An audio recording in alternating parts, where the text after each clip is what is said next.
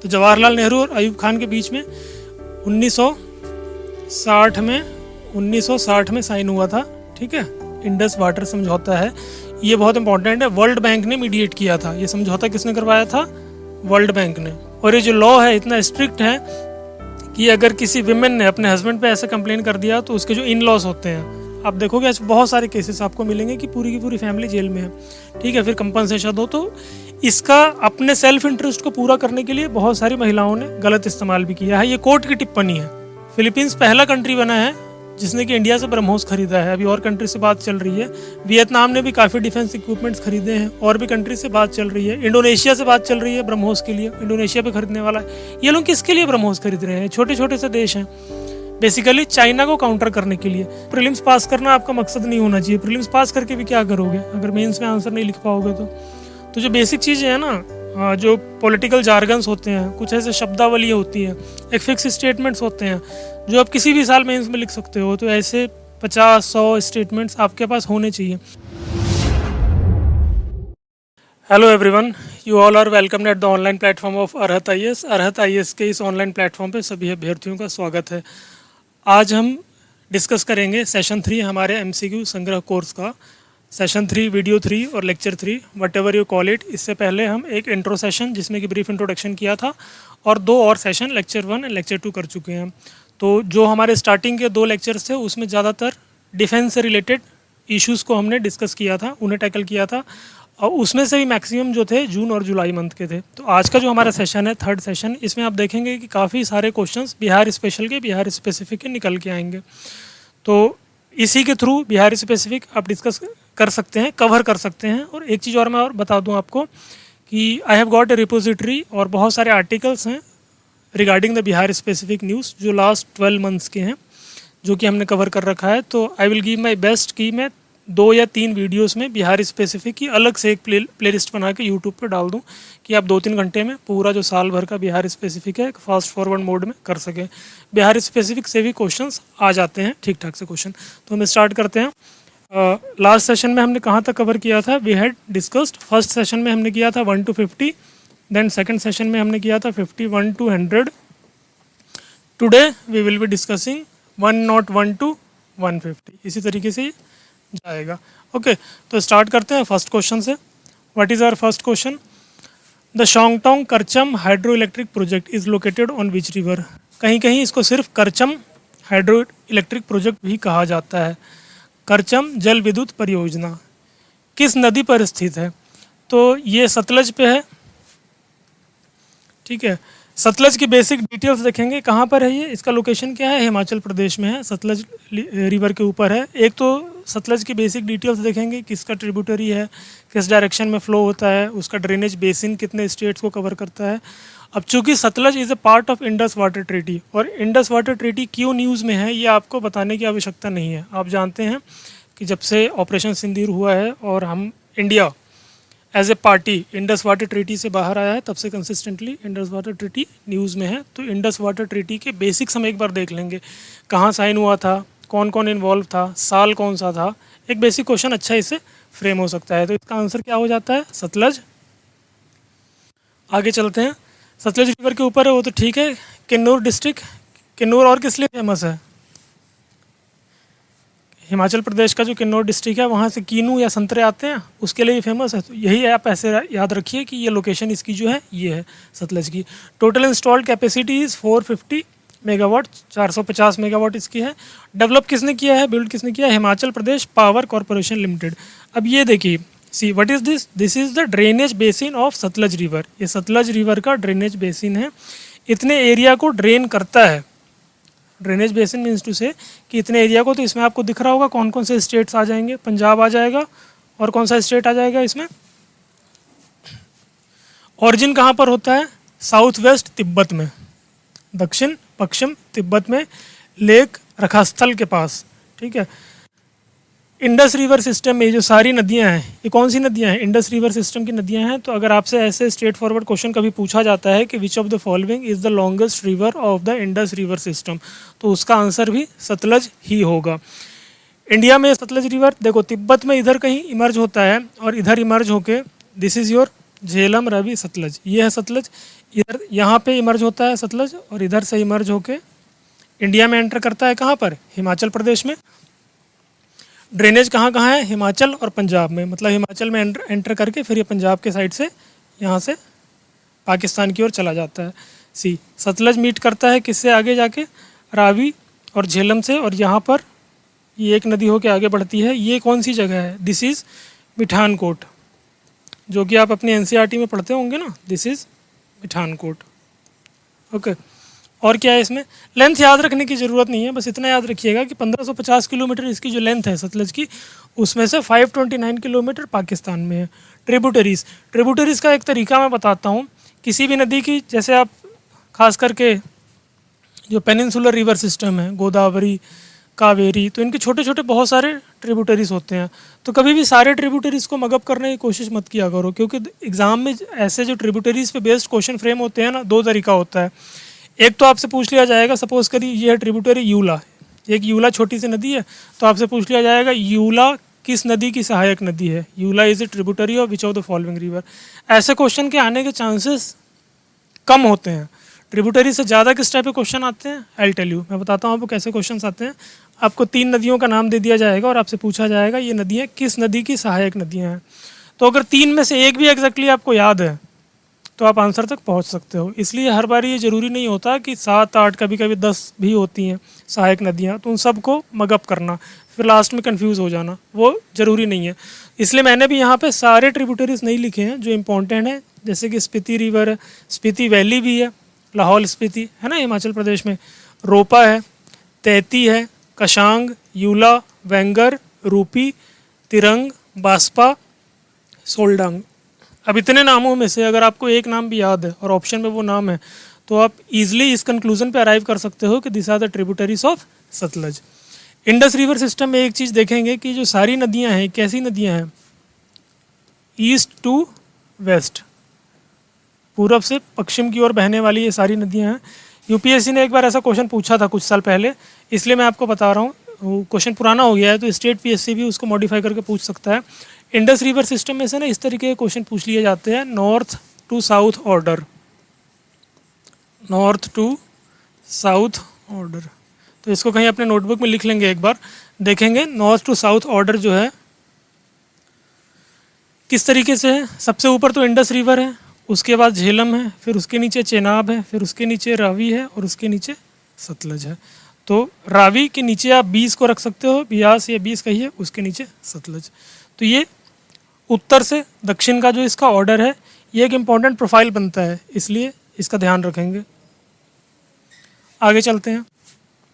अच्छा, Indus water treaty की हमने बात नहीं की। इंडस वाटर ट्रीटी कब साइन हुआ था? यहीं पे लिख देता हूँ मैं, इंडस वाटर ट्रीटी कब साइन हुआ था? 1960 में। कहाँ पर साइन हुआ था? कराची में। किन दो लोगों के बीच में साइन हुआ था? जवाहरलाल नेहरू और Ayub Khan. Ayub Khan was the president of Pakistan at that time. तो जवाहरलाल नेहरू और अयूब खान के बीच में 1960 में साइन हुआ था, ठीक है। और मीडिएट किसने किया था ये भी याद रखेंगे, यूनाइटेड नेशन ने मीडिएट नहीं किया था। ये जो इंडस वाटर समझौता है ये बहुत इंपॉर्टेंट है, वर्ल्ड बैंक ने मीडिएट किया था। ये समझौता किसने करवाया था? वर्ल्ड बैंक ने। अगर आपने नहीं पढ़ा है तो आपका इंट्यूशन ऐसा जाएगा कि यूनाइटेड नेशन ने ही करवाया होगा, लेकिन ऐसा नहीं है, वर्ल्ड बैंक ने करवाया था। अब इसके प्रोविज़न क्या थे? इसके प्रोविज़न ये थे, जो ईस्ट की नदियाँ हैं ना, 3 नदियाँ ईस्ट की, उसका पानी इंडिया इस्तेमाल करेगा, और वेस्ट की जो है, पश्चिम की नदियाँ जो है, उसका पानी पाकिस्तान इस्तेमाल करेगा। तो इसको पूरा इंडस वाटर ट्रीटी पे जब स्पेसिफिक क्वेश्चन होगा तब हम डिस्कस करेंगे। अभी सिर्फ इतना याद रखिए कि ईस्ट की 3 नदियाँ इंडिया यूज़ करेगा, वेस्ट की पश्चिम की 3 पाकिस्तान उसका पानी यूज़ करेगा। वर्ल्ड बैंक ने मीडिएट करवाया था, 1960 में समझौता हुआ था, कराची में हुआ था, और जवाहरलाल नेहरू और अयूब खान के बीच में हुआ था। Which of the following significant reforms did the Supreme Court recently directed regarding the Domestic Violence Act? अब ये जो घरेलू हिंसा है, घरेलू हिंसा कानून जो है, domestic violence act, domestic violence act, ये कब का कानून है? आज का कानून तो है नहीं। The act was passed in 2005। अभी ये क्यों न्यूज़ में है? ये हमेशा ही न्यूज़ में रहा है, जब से ये कानून बना है 2005 से ही कंट्रोवर्सी में रहा है। इसके पीछे की फ़िलॉसफी को समझिए। घरेलू हिंसा अधिनियम या डोमेस्टिक वायलेंस एक्ट क्यों बनाया गया था? ये बनाया गया था कि जो दहेज के लिए महिलाओं का उत्पीड़न होता है, किसी को घर से निकाल दिया जाता है, जला दिया जाता है, टॉर्चर किया जाता है मनी के लिए, ठीक है, फिर घरेलू हिंसा डेली बेसिस पे, तो इन चीज़ों को रोकने के लिए सुप्रीम कोर्ट ने एक कानून बनाया। सॉरी, सुप्रीम कोर्ट ने नहीं, जो हमारे लेजिस्लेशन है पार्लियामेंट ने, उसने एक कानून बनाया 2005 में। लेकिन उसके बाद क्या हुआ ना, इस कानून का इस्तेमाल तो हुआ है, लेकिन जितना इस्तेमाल हुआ है उससे ज़्यादा इसका मिसयूज़ हुआ है, गलत तरीके से इस्तेमाल हुआ है। और ये मैं नहीं कह रहा हूँ, इंडिया के बहुत सारे हाई कोर्ट्स ने और सुप्रीम कोर्ट ने खुद कई बार ये टिप्पणी की है कि ये जो कानून है इसका इस्तेमाल तो हो रहा है, चलो ठीक है, लेकिन मिसयूज़ भी बहुत ज़्यादा हो रहा है। इसका मिसयूज़ कैसे हो रहा है कि सपोज़ किसी लेडी को डाइवोर्स लेना है अपने हस्बैंड से, तो वो डायरेक्टली जाके फैमिली कोर्ट में डाइवोर्स ले सकते हैं ना, लेकिन वो क्या करते हैं, ये इस धारा का इस्तेमाल करके केस कर देते हैं कि हमसे दहेज मांगा जा रहा है। कई केसेस में ऐसा होता है कि दहेज मांगा ही नहीं जा रहा, लेकिन वो केस कर देते हैं। और ये जो लॉ है इतना स्ट्रिक्ट है कि अगर किसी विमेन ने अपने हस्बैंड पे ऐसे कंप्लेन कर दिया, तो उसके जो इन लॉज होते हैं, मतलब कि जो हस्बैंड के father, mother, brother, sister in law, वो सारे लोग, कई बार आप देखोगे ऐसे बहुत सारे केसेस आपको मिलेंगे कि पूरी की पूरी फैमिली जेल में है, ठीक है, फिर कंपनसेशन हो। तो इसका अपने सेल्फ इंटरेस्ट को पूरा करने के लिए बहुत सारी महिलाओं ने गलत इस्तेमाल भी किया है। ये कोर्ट की टिप्पणी है, मेरी नहीं है, ठीक है। लेकिन चूंकि ये कानून बनाया गया था तो इसका इस्तेमाल भी हो रहा है, लेकिन मिसयूज़ भी बहुत ज़्यादा हुआ है। तो ये हमेशा कुछ ना कुछ ऑब्जर्वेशन कोर्ट का आता रहता है इससे रिलेटेड। इस क्वेश्चन में क्या पूछा जा रहा है कि which of the following significant reform did the supreme court recently directed regarding the domestic violence act, establishment of fast track court, inclusion of financial support to victim, stricter bail norms to offender, mandatory joint diagnosis by, इसका क्या है, establishment of fast track courts. अब देखो, fast track courts क्यों बनाने की ज़रूरत पड़ रही है? फास्ट ट्रैक कोर्ट किस केस में बनाने की ज़रूरत पड़ती है? जहाँ के केसेस इतने ज़्यादा आ जाएं कि सुप्रीम कोर्ट उन केसेस को, या supreme court, high court, district court, जो भी कोर्ट है, वो उसको सेटल ना कर पाए, पेंडिंग केसेस बहुत ज़्यादा हो जाए, तो उन केसेस का निपटारा करने के लिए फिर फास्ट ट्रैक कोर्ट्स बनाए जाते हैं। और इसमें क्यों है इतने ज़्यादा केसेस? कारण मैंने आपको बता दिया। इस कानून से दोनों तरफ से केसेस आ रहे हैं, पॉजिटिव भी, निगेटिव भी। ओके, तो इसका आंसर हो जाएगा ए, फास्ट ट्रैक अदालतों की स्थापना। Who can file A complain, women. देखो अब इसमें ना आप देखिए इसके जो प्रोविजंस है कितने स्ट्रेंजेंट है।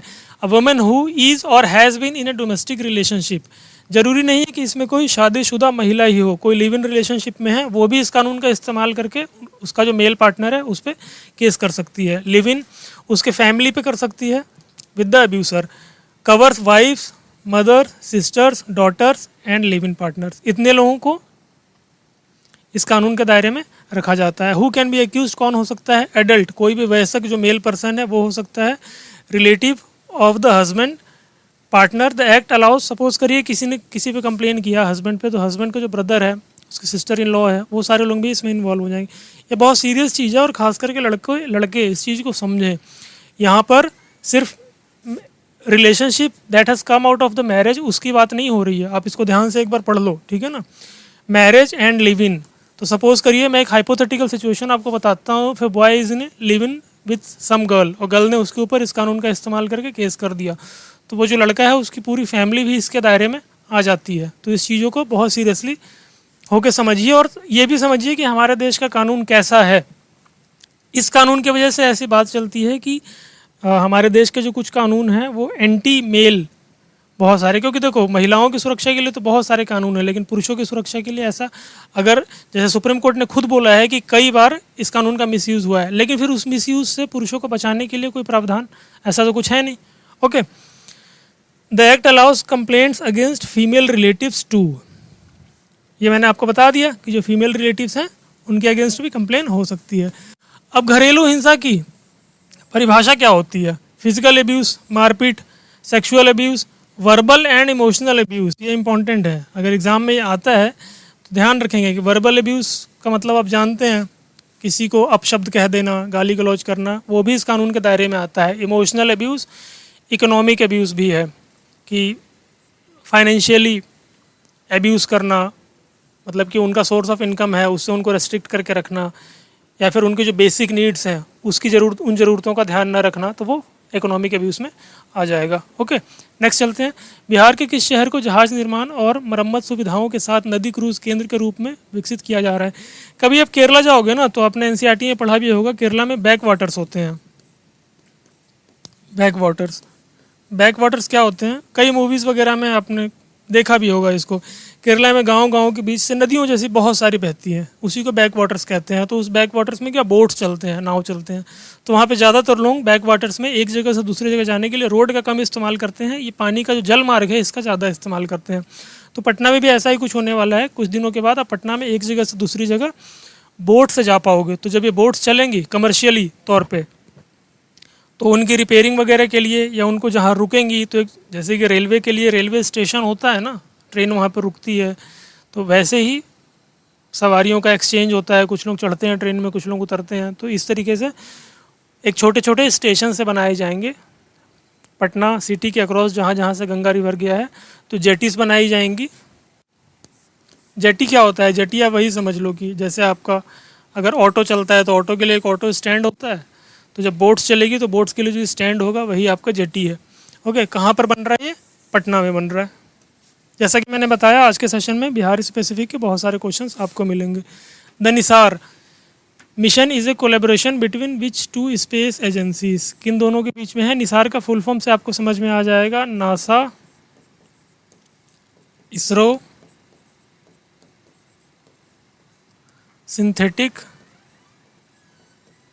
Synthetic aperture radar.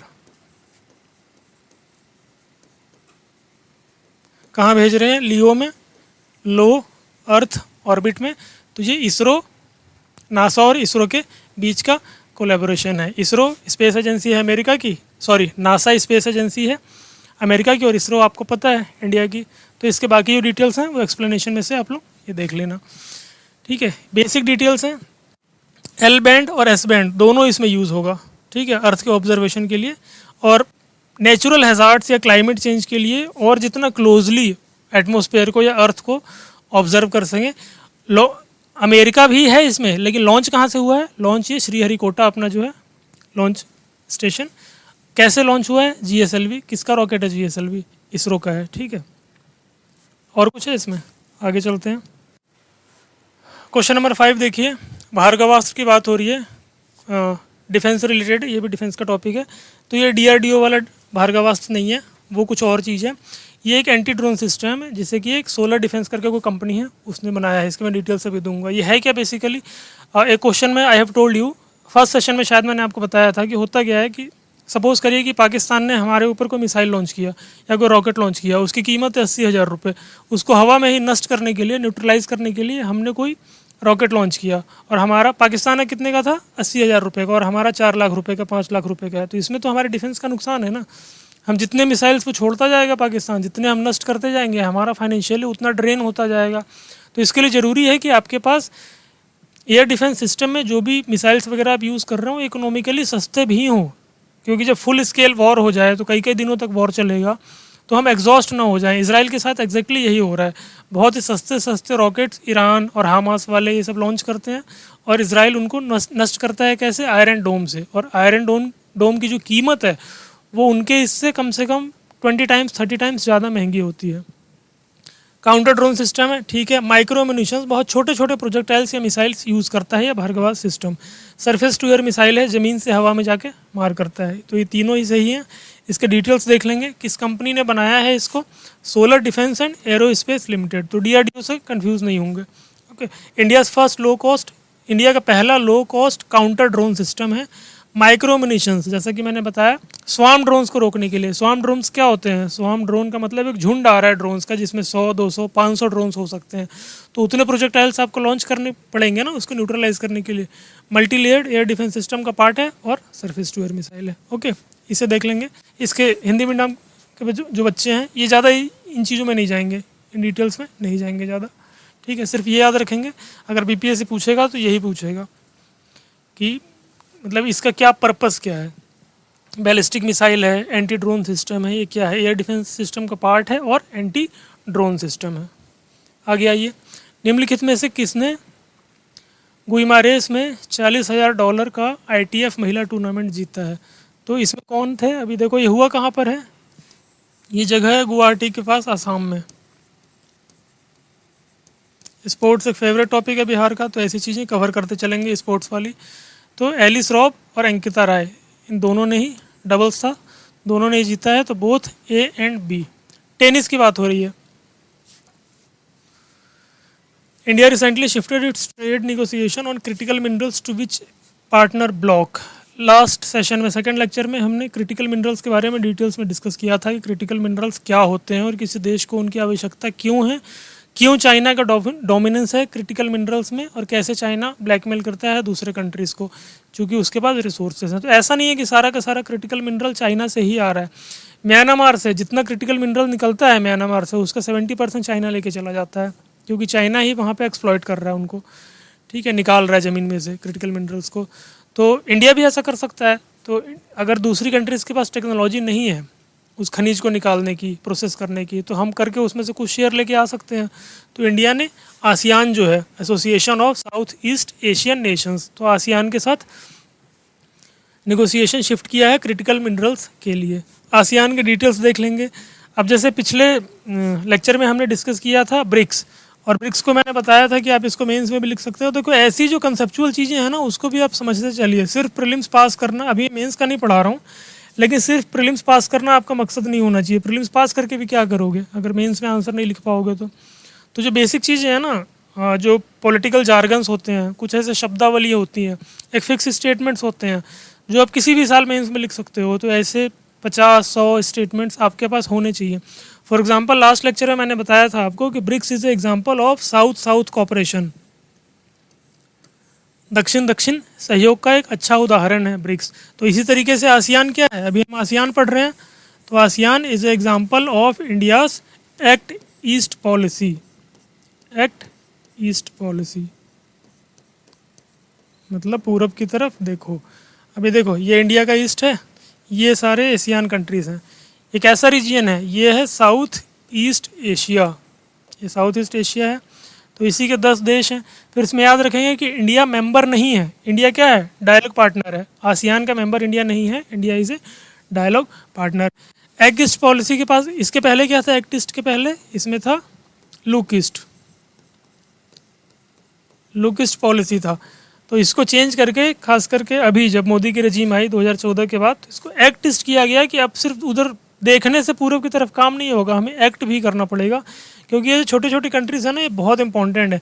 और एक और इसमें पॉलिटिकल डायमेंशन है। अगर आप जियो पॉलिटिक्स के पर्सपेक्टिव से देखोगे तो एक और डायमेंशन है। क्या डायमेंशन है, इनमें से जो ज़्यादातर देश है ना, वो चाइना से परेशान रहते हैं। क्यों, आप साउथ चाइना सी की लोकेशन देखो, इधर कहीं पे आपका साउथ चाइना सी है, यहाँ पे साउथ चाइना सी है ना, तो यहाँ पे क्या करता है चाइना, अपनी दादागिरी करता है। ये जो छोटे छोटे देश हैं, फॉर एग्जांपल एक तो आप ये देखो कि फिलीपींस है। फिलीपींस ने इंडिया से क्यों खरीदा ब्रह्मोस? फिलीपींस पहला कंट्री बना है जिसने कि इंडिया से ब्रह्मोस खरीदा है। अभी और कंट्री से बात चल रही है। वियतनाम ने भी काफ़ी डिफेंस इक्विपमेंट्स खरीदे हैं, और भी कंट्री से बात चल रही है। इंडोनेशिया से बात चल रही है ब्रह्मोस के लिए, इंडोनेशिया भी खरीदने वाला है। ये लोग किसके लिए ब्रह्मोस खरीद रहे हैं? छोटे छोटे से देश हैं, बेसिकली चाइना को काउंटर करने के लिए। जैसा कि मैंने बताया, ये जो साउथ चाइना सी है, इसमें बहुत सारे मिनरल्स हैं, फिशिंग के लिए भी बहुत रिच है ground.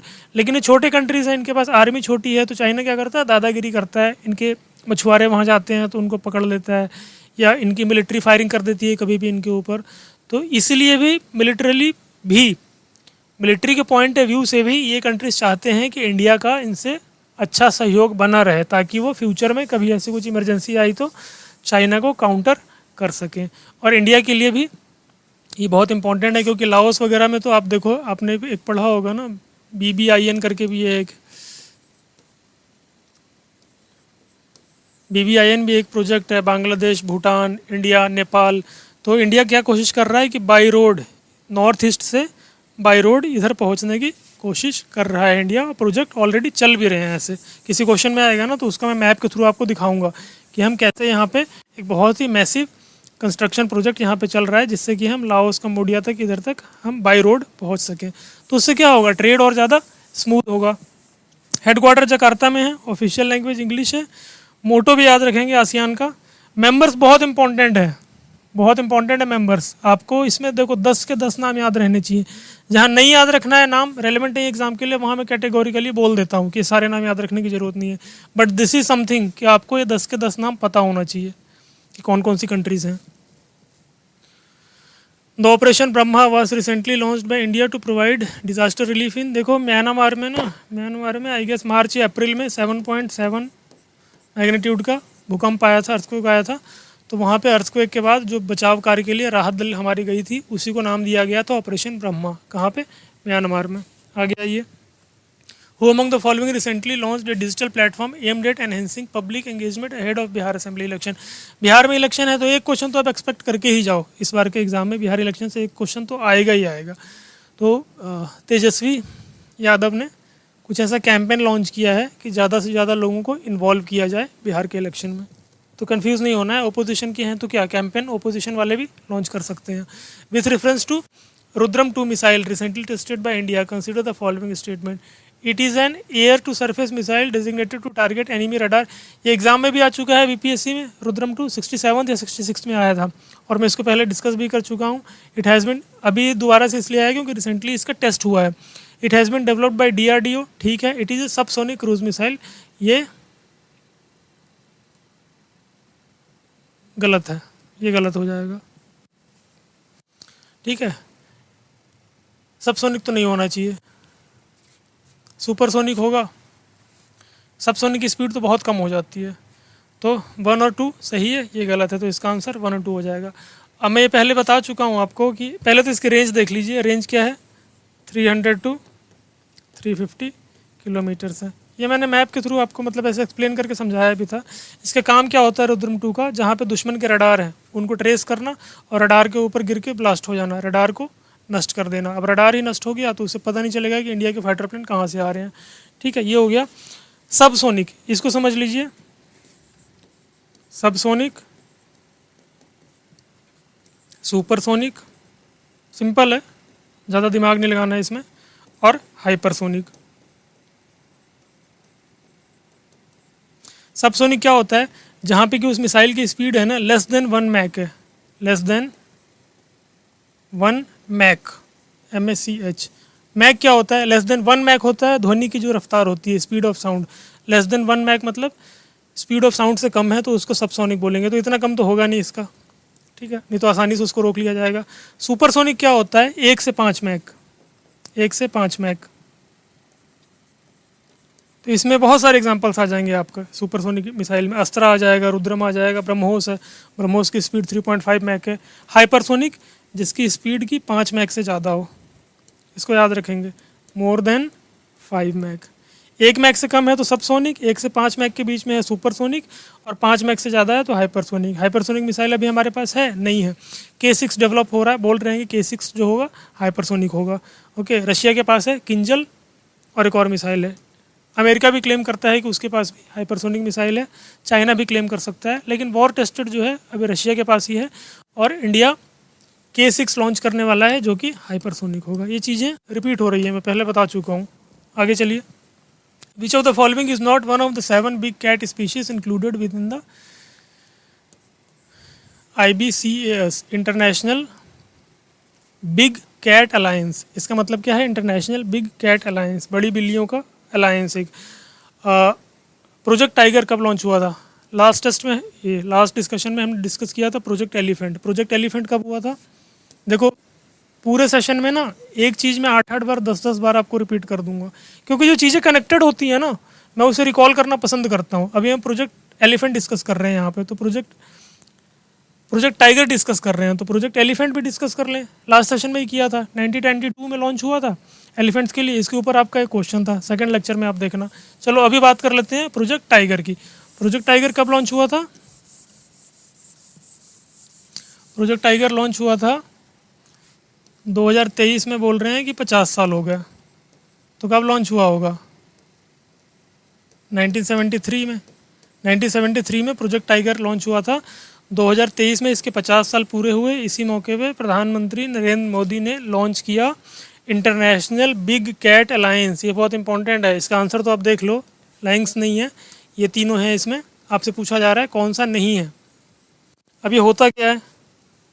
International big cat alliance 2023 में लॉन्च हुआ था। 7 इसमें जानवर हैं बिग कैट्स, जो कैट स्पीशीज़ के हैं।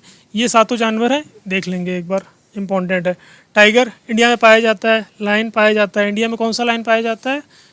Asiatic lion. अफ्रीका के अलग लायंस होते हैं, वो अफ्रीकन लायंस होते हैं। लेपर्ड वो भी इंडिया में पाया जाता है। स्नो लेपर्ड भी इंडिया में पाया जाता है। जगुआर सेंट्रल और साउथ अमेरिका में पाया जाता है। चीता इंडिया में अभी पाया जाता है। कहाँ से हम लेके आए हैं, ये मैं लास्ट लेक्चर में बताना भूल गया था। हमने नामीबिया डिस्कस किया था ना, तो आप एक बार चेक करना हम किस अफ्रीकन कंट्री से चीता लेके आए हैं, जो अभी कूनो नेशनल पार्क में एमपी में हमने रिलीज़ किया है। प्यूमा ये इंडिया में नहीं मिलता, ये अमेरिका में। ऑल्सो नोन एज कोगर और माउंटेन लायन। ये याद रखेंगे, ये 7 स्पीशीज़ हैं। International big cat alliance. As per the recent announcement, how many stations in Bihar are to be upgraded under the Amrit Bharat Station scheme? इसमें कितने हैं? 54 हैं। अमृत भारत स्टेशन में क्या किया जा रहा है? देखो, बेसिकली अमृत भारत स्टेशन में हम जो भी रेलवे स्टेशन हैं, अब वो कब के बने हुए हैं? कोई स्टेशन अब बिहार में जाओ, देखो मतलब 40 साल पहले का बना है, 50 साल पहले का बना है, लेकिन अब क्राउड ज़्यादा है, ट्रैफिक ज़्यादा है, डिमांड ज़्यादा है, तो वहाँ पे तो इंफ्रास्ट्रक्चर भी उसी के हिसाब से, जो मॉडर्न इंफ्रास्ट्रक्चर है वो डेवलप करना होगा ना हमें। तो वहाँ पे क्या होना चाहिए? रैंप होना चाहिए, जो दिव्यांग लोग हैं उनके आने जाने में सुविधा हो। मॉडर्न वेटिंग हॉल्स होने चाहिए, पार्किंग फैसिलिटीज़ होनी चाहिए। इमरजेंसी में अगर कोई फायर एक्सीडेंट हो जाए, ऐसा कुछ हो जाए, तो मेडिकल की व्यवस्था होनी चाहिए। तो जो भी मॉडर्न एमिनिटीज़ होती हैं, आप शॉर्टकट में आप ऐसा समझो, आप किसी एयरपोर्ट पे चले जाओ, तो एयरपोर्ट पे कौन कौन सी फैसिलिटीज़ आपको मिलती हैं? तो हू बहू न वैसा, तो एटलीस्ट उस स्टैंडर्ड का, उसके आसपास का ये मोदी जी का ड्रीम प्रोजेक्ट है अमृत भारत स्टेशन। तो इसमें भी बिहार के बहुत सारे स्टेशन हैं, तो यही आपसे पूछा जा रहा है। 54। विच of the following innovative voting facilities being introduced in 2025 Bihar assembly election? ये इंडिया में फर्स्ट स्टेट बना है बिहार, जिसने इस बार के इलेक्शन के लिए ये चीज़ इंट्रोड्यूस किया है कि आप क्या कर सकते हो इसमें, you can vote through an mobile app.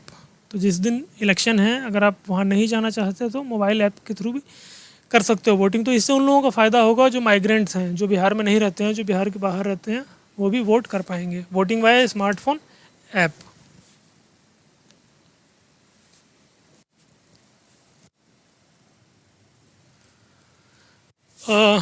ये है आपका हिंदू का न्यूज़, जून का ही है, बस हेडलाइन से काफ़ी है। ठीक है, हेडलाइन से आप समझ सकते हो, मोबाइल के थ्रू वोट कर सकते हैं। विथ रेफरेंस टू प्रधानमंत्री उज्ज्वला योजना। उज्ज्वला योजना का टारगेट क्या है? और जो वुमेंस ट्रेडिशनली जो काउडंग वगैरह का, काउडंग केक्स होते हैं, उपले वगैरह इस्तेमाल करके, लकड़ियाँ इस्तेमाल करके जो घरों में खाना बनाती हैं, तो वो बायोमास है, तो उससे पॉल्यूशन भी होता है। पॉल्यूशन से ज़्यादा इंपॉर्टेंट है जो वीमेन की हेल्थ है, वो हेल्थ भी उससे डिटोरिएट होती है। ठीक है, वो लास्ट में जाके फिर अस्थमा वगैरह की पेशेंट हो जाती है, उनको ब्रीदिंग इश्यूज़ हो जाते हैं। तो पॉल्यूशन फ्री बने घर, ठीक है, और उसमें फॉसिल फ्यूल्स जो हैं उसका इस्तेमाल ना करें, क्लीन फ्यूल का इस्तेमाल करें, इसलिए उज्ज्वला योजना लेके आया गया। और इसमें क्या दिया जाता है, जो बीपीएल हाउस होल्ड्स हैं उनको, खास करके वीमेंस को, उनको एलपीजी कनेक्शन दिया जाता है पहली बार में। स्टोव यानी कि चूल्हा और सिलेंडर उन्हें फर्स्ट रिफिल जो है वो फ्री में मिलता है। तो दोनों ही सही हैं। उज्ज्वला 2.0 भी लॉन्च हो गया है। 2.0 में 2021 में लॉन्च हुआ है, और डेट बहुत ज़रूरी है। ऐसे बैक डेट में जाके क्वेश्चंस पूछ लेते हैं। जो बहुत ही लैंडमार्क स्कीम्स हैं ना, जैसे कि प्रधानमंत्री आवास योजना या फिर उज्ज्वला योजना, जनधन योजना। अभी जनधन योजना पुराना हो गया, लेकिन फिर भी आपको याद रखना है कि किस साल रिलीज़ हुआ था जनधन योजना, क्या डेट थी उसकी। नोडल मिनिस्ट्री कौन सी है? मिनिस्ट्री ध्यान रखेंगे petroleum and natural gas. AIIMS क्या प्रोवाइड करना चाहता है, हमने डिस्कस कर लिया। Benefits, free LPG connection, first refill and stove. Implementing agency कौन सी है? जो ऑयल मार्केटिंग कंपनीज हैं, जैसे कि Indian oil corporation, Hindustan petroleum, Bharat petroleum, ये जो कंपनीज हैं ये इसको इम्प्लीमेंट कर रही हैं। बेनिफिशियरी को, जो लाभार्थी हैं, उनकी पहचान कैसे की जाती है?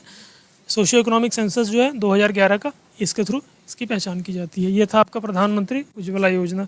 ये सब लैंडमार्क स्कीम्स हैं। आप कभी भी एग्ज़ाम में जाते हो ना, तो ऐसे कम से कम 10-15 स्कीम के तो बेसिक्स जो है ना वो करके ही जाओ। वो न्यूज़ में हो या ना हो, चूँकि वो लैंडमार्क स्कीम है तो उससे क्वेश्चन किसी भी साल आ सकता है। मैं ये क्यों आपको शो कर रहा हूँ, ये भी एक करंट अफेयर का परमानेंट स्टैटिक है।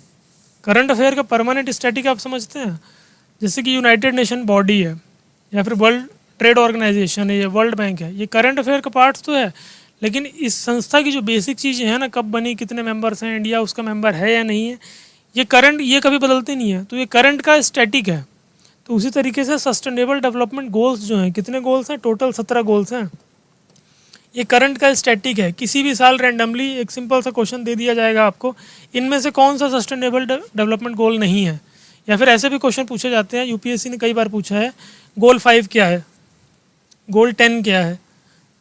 तो as far as BPSC is concern, आप 17 के 17 गोल अभी मगअप मत करो, लेकिन एटलीस्ट आपको अगर ऑप्शन में दिख जाए तो पता होना चाहिए कि इसमें से वेलबींग है या एंड हंगर है, ये बहुत फेमस है, एंड हंगर, एंड पॉवर्टी, और एक है live in peace, international relation से रिलेटेड है, क्लाइमेट चेंज है। देखो गोल 13 कितना इंपॉर्टेंट है, आपसे अगर ऐसा पूछ लिया जाए which of the following goals of sustainable development speaks of climate change, तो आपका गोल 13 होगा। कब अडॉप्ट किए गए थे, देखो इनका टारगेट क्या है, 2030 का एजेंडा है सस्टेनेबल डेवलपमेंट गोल का, यूनाइटेड नेशन के सारी कंट्रीज ने अडॉप्ट कर रखा है इसको 2015 में। तो एक बार ये देख लेंगे आप, जो गोल्स हैं 17 गोल्स हैं टोटल, 17। आगे चलिए। What was the primary reason cited for creating protection officers, cadre and OSCs in Bihar? Again वही है, to handle rising domestic violence, मतलब घरेलू हिंसा इतनी ज़्यादा हो रही है कि उसके लिए बिहार को एक अलग से कैडर बनाना पड़ा है उनसे डील करने के लिए। बिहार कैबिनेट ने उड़ान योजना के तहत कितने छोटे हवाई अड्डों को विकास की मंजूरी दी है? 6 हवाई अड्डे हैं जिनके विकास की मंजूरी दी गई है। अभी कितने इंटरनेशनल एयरपोर्ट हैं बिहार में, आप चेक कर लेना, मेरे ख्याल से 2 ही होने चाहिए, पटना और गया, जयप्रकाश नारायण पटना का और एक गया का, और तो कोई इंटरनेशनल एयरपोर्ट है नहीं बिहार में। ठीक है, उड़ान क्या है, उड़े देश का आम नागरिक, ये छोटे शहरों को कनेक्ट करता है। आप ऐसा समझिए कि अभी आपको बाई रोड या बाई ट्रेन पटना से भागलपुर जाने में कितना टाइम लगेगा, ईस्ट में है बिल्कुल, 6-7 घंटे तो लगने ही चाहिए, लेकिन अगर फ़्लाइट कनेक्टिविटी हो तो आप 30 मिनट्स में जा सकते हो, 20-25 मिनट्स में जा सकते हो। तो यही है उड़े देश का आम नागरिक, ये इंटर स्टेट कनेक्टिविटी के लिए और एक स्टेट में इंटर सिटी कनेक्टिविटी के लिए लॉन्च किया गया है। और इसका जो सबसे ज़्यादा फ़ायदा हो रहा है उड़ान स्कीम का, वो हो रहा है नॉर्थ ईस्ट में, क्योंकि नॉर्थ ईस्ट जो उत्तर पूर्वी जो राज्य हैं, सिक्किम, नागालैंड, मणिपुर, मिजोरम, उधर क्या है, रोड और रेल कनेक्टिविटी लिमिटेड है, इतनी ज़्यादा नहीं है। ठीक है, रोड और रेल कनेक्टिविटी, तो इसका आंसर 6 हो जाता है। चीज़ों को ना समझ के पढ़िए, बस ऐसे ही क्वेश्चन है उसके नीचे फैक्ट है 10, 11, 12, 20 ये आंसर है, उसको करके वो फ़ायदा नहीं है। आखिरी में मेरा टारगेट ये है कि आपने आखिरी में मेंस लिखना है, तो मेंस में कुछ नया नहीं आता है, जो प्रीलिम्स में आप इश्यूज़ पढ़ रहे हो ना, इन्हीं सारे इश्यूज़ में से वहाँ भी क्वेश्चन फ्रेम होता है, और जो डाटा अभी आप डिस्कस कर रहे हो यही डाटा आपके मेंस का आंसर का पार्ट बनेगा। तो इसलिए चीज़ों को इंटर रिलेट करके कनेक्ट करके पढ़ना है। Okay, Bihar cabinet gives nod to sign MOU with airport authority of India to develop 6 small airports under the Udan scheme. इसलिए मैं कहता हूँ कि न्यूज़पेपर पढ़ना ज़रूरी है, सिर्फ हेडलाइन से भी आपके क्वेश्चंस के आंसर बन जाते हैं। देखो हिंदुस्तान टाइम्स में भी आया था ये, बिहार बजट 2025-26 में नीतीश कुमार ने क्या बात की है, plan to develop 15 new airports. वो उड़े देश का आम नागरिक उड़ान के तहत था कि 6 नए एयरपोर्ट बनाए जा रहे हैं, ये अलग न्यूज़ पीस है। ये रिसेंट बजट में नीतीश कुमार ने अनाउंस किया है कि 15 नए एयरपोर्ट बनाए जाएंगे बिहार में। तो इसमें 2 चीज़ें हैं याद रखने लायक, एक तो ये है कि बजट कितना सैंक्शन किया है, क्योंकि रिसेंट बजट है ना, तो सम कितना एलोकेट किया है, 11,500 करोड़, 11,500 करोड़, और कितने एयरपोर्ट, 15, और कुछ है नहीं, बस इतना काफ़ी है। The provision for nomination of members to the Rajya Sabha by president, जो मनोनीत किए जाते हैं 12 सदस्यों को, कहाँ पर, राज्यसभा में। तो अभी रिसेंटली न्यूज़ में आया था, कुछ सदस्य को नॉमिनेट किया गया है, तो किस अनुच्छेद या किस आर्टिकल के तहत करते हैं, आर्टिकल 80। ये है आपका करंट का static. Who has been appointed of the first women director general of railway protection force RPF, ये 1993 बैच की IPS हैं। ओके, और इनका नाम है सोनाली मिश्रा। अगर इसमें ये होता ना कि Sonali Mishra appointed as director general of railway protection force, तो हम नहीं करते, ग्रुप डी की तैयारी नहीं कर रहे हैं आप। अगर इसको समझो, अगर आपसे ये पूछा गया होता, क्वेश्चन ये होता कि डायरेक्टर जनरल किसको बनाया गया, तो हमारे लिए इंपॉर्टेंट नहीं था, हम इसलिए कवर कर रहे हैं because she is the first women DG, she is the first women DG of RPF, पहली महिला हैं जो इस पद पे गई हैं, इसीलिए इंपॉर्टेंट है। कौन है? सोनाली मिश्रा। द शैल्यकौंड 2025 national seminar focusing on Ayurvedic surgical practices is being hosted by which institution? ये all India institute of Ayurveda जो है, इन्होंने क्या किया है, अखिल भारतीय आयुर्वेदिक संस्थान ने इन्होंने होस्ट किया था। इसमें करना क्या था, इनको पर्पस ये है, शल्य का मतलब जानते हो ना, शल्य चिकित्सा, जो हिंदी वाला वर्ड है ना शल्य चिकित्सा, वो वाला शल्य है ये, और ये कौन जो वर्ड है कॉन्फ्रेंस वाला, इंग्लिश वाला, तो ऐसे बना है शल्य कौन। तो जो ट्रेडिशनल नॉलेज है हमारे आयुर्वेदा का, कब मनाया गया है ये? सुश्रुत दिवस के दिन। सुश्रुत बिहार के ही हैं, तो उनका ट्रेडिशनल आप चेक करो किस सेंचुरी में थे, क्या उनका कंट्रीब्यूशन है सर्जरी में या फिर मेडिसिन में। तो सुश्रुत दिवस के दिन मनाया गया, जो ट्रेडिशनल नॉलेज है उसको मॉडर्न टेक्नोलॉजी के साथ कैसे इंटीग्रेट करना, ये पर्पस। ओके, ये देख लो, आपको मेमोरी के लिए ठीक रहता है, याद रहेगा। All India institute of Ayurveda new Delhi host 3 days national seminar, ये ऑल इंडिया रेडियो का न्यूज़ है। तो चीज़ें हम देख लेते हैं एक बार, ज़्यादा समय तक हमारे ब्रेन में रहता है। द मिलेट प्रमोशन स्कीम, कितना अमाउंट है? 46 crore was sanction for the kharif season 2025 इन बिहार। अब आपसे क्या पूछा जा रहा है, इसका मुख्य उद्देश्य क्या है? तो मिलेट्स आपको पता होना चाहिए होते क्या हैं। बेसिकली वो स्मॉल सीडेड ग्रास होते हैं, छोटे छोटे घास की प्रजाति होती है, जिसमें कि जो अनाज होते हैं वो हम कंज्यूम करते हैं, जैसे बाजरा हो गया, रागी हो गया, ज्वार हो गया, इनको हम मिलेट्स कहते हैं। ठीक है, हाईली न्यूट्रिशियस होता है और इसे ऑल्टरनेट देखा जा रहा है, और गवर्नमेंट काफ़ी पैसा खर्च कर रही है इसको प्रमोट करने के लिए, किसानों को प्रोत्साहित कर रही है कि आप धान गेहूँ ये सब बहुत हो गया, अब उसकी जगह आप लोग मिलेट्स की खेती करिए। इस तरीके से इंडिया में, मतलब वर्ल्ड में इंडिया लार्जेस्ट प्रोड्यूसर है मिलेट्स का, अराउंड 41% इंडिया प्रोड्यूस करता है, अराउंड 41%। ओके, ये याद रखेंगे। इंडिया में लार्जेस्ट स्टेट कौन सा है जो सबसे ज़्यादा मिलेट्स का प्रोडक्शन करता है? वो है यूपी। यूपी के बाद है, सॉरी एमपी है, एमपी के बाद यूपी है, और फिर कर्नाटक है। अच्छा, अभी टाइगर वाला क्वेश्चन किया था हमने, प्रोजेक्ट टाइगर डिस्कस किया था। तो जैसे प्रोजेक्ट एलिफेंट में मैंने आपको बताया था, इंडिया में किस स्टेट में सबसे ज़्यादा एलिफेंट्स हैं? कर्नाटका। टाइगर्स किस स्टेट में सबसे ज़्यादा हैं? मध्य प्रदेश में। ये भी याद रखेंगे, कॉमन सेंस भी लगा सकते हैं। मध्य प्रदेश में बहुत सारी wild life sanctuaries, national parks वगैरह हैं, तो ऑब्वियस है कि टाइगर वहाँ पे ज़्यादा होंगे। हाँ, तो इसका आंसर देख लेते हैं, क्या पर्पस है इसका? मिलेट प्रमोशन स्कीम, बिहार की बात कर रहे हैं। Expansion of rice and wheat production, ये तो एंटी हो रहा है ना, उल्टा ही जा रहा है। हम मिलेट प्रमोशन की बात कर रहे हैं, तो राइस और वीट की खेती को क्यों बढ़ाएंगे? Development of new irrigation technologies, increasing water intensive crops नहीं। मिलेट को इसलिए भी सरकार प्रमोट कर रही है क्योंकि बहुत कम पानी लेता है मिलेट, और हर्ष से हर्ष वेदर में भी हो जाता है। लेकिन गेहूँ है, चावल है, ये तो बिना पानी के होता नहीं है, चावल नहीं, धान। Increase cultivation of cash crops like sugar cane, ये भी नहीं होगा। क्यों नहीं होगा? ये भी वाटर इंटेंसिव क्रॉप है। Promotion of coarse grains, coarse grain मतलब कि मोटा अनाज, farming to enhance crop diversification and nutritional security. दो चीज़ें हो रही हैं, क्रॉप डाइवर्सिफिकेशन, ये सब वर्ड्स याद करना शुरू कर दो आप लोग अभी से, crop diversification and nutritional security. मैं आपको बताता हूँ होता क्या है, बस ये जो 4 वर्ड है ना, इसी 4 वर्ड को उठा के कोई क्वेश्चन बना देगा आपको। सजेस्ट सम